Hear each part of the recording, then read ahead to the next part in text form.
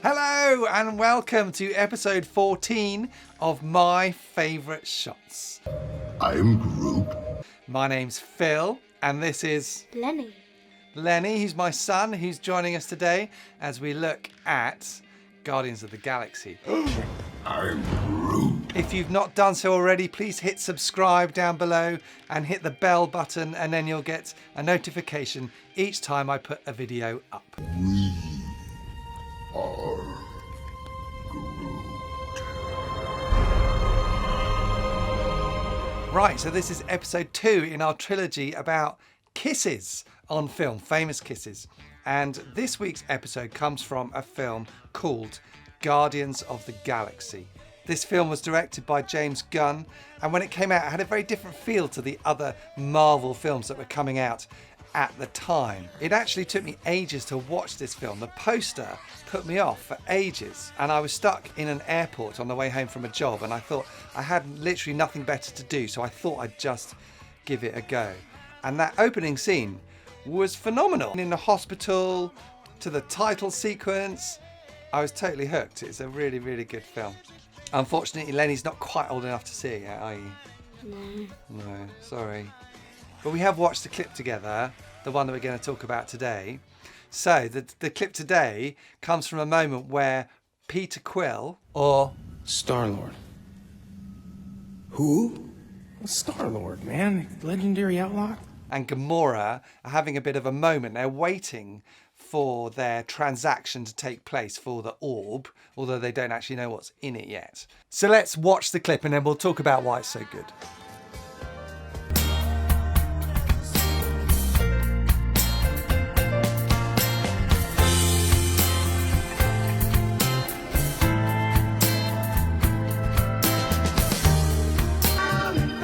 The melody is pleasant.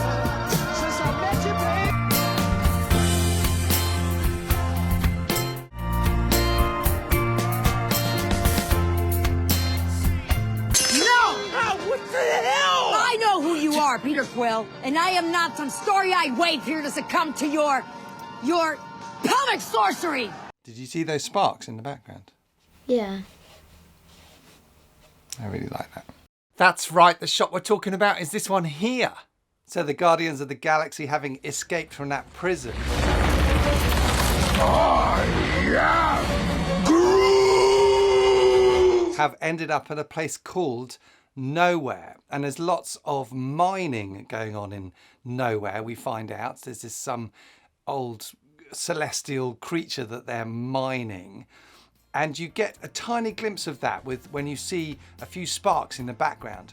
And the reason I love this moment, this shot so much, is because cinema, when it's at its best, is when what's going on around the character is reflecting what's going on inside the character.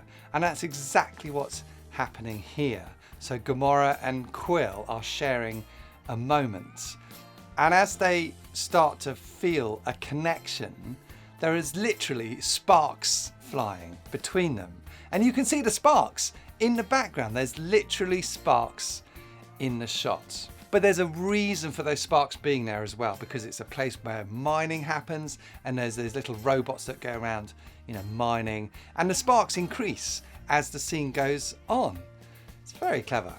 And the other reason I love this moment is because there's so much talk about the Walkman that he's carrying on his belt. And that Walkman is the only connection that he has to his mother.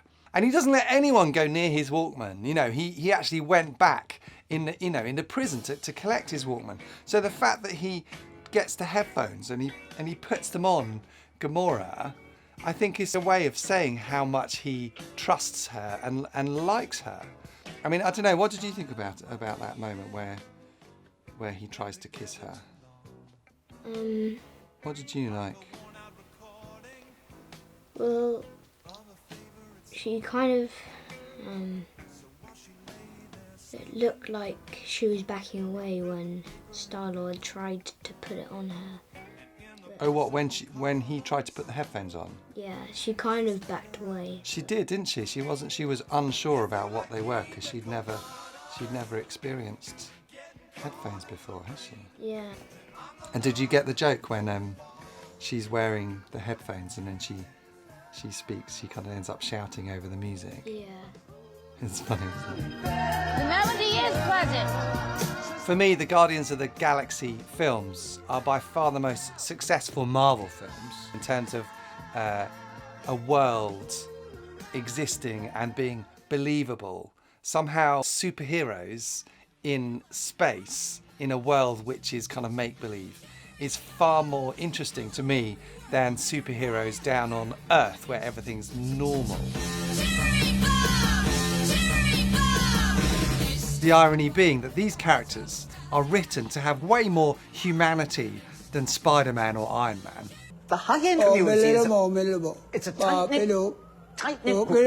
The high-end community is a very tight-knit. Something we often talk about when making films is suspension of disbelief. I don't know if you've heard that phrase, but it means that although something's unbelievable, you just put your unbelief to one side because it kind of makes sense and you're like, oh yeah, I'll go with that.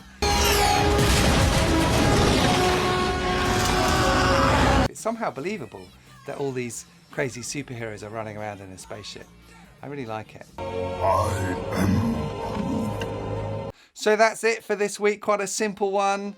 Just another great example of where the background and what's going on around the characters is reflecting what's going on inside. Something to watch out for when you watch the film. Watch your background. So I hope you enjoyed that. I'm Groot. And I'll see you next week. So it's bye-bye from me and bye-bye from Me and Lenny. Lenny. And I quite enjoyed it. Did you? Yeah. Oh, good. I'm glad you enjoyed it. Should we give him away? Bye. Bye.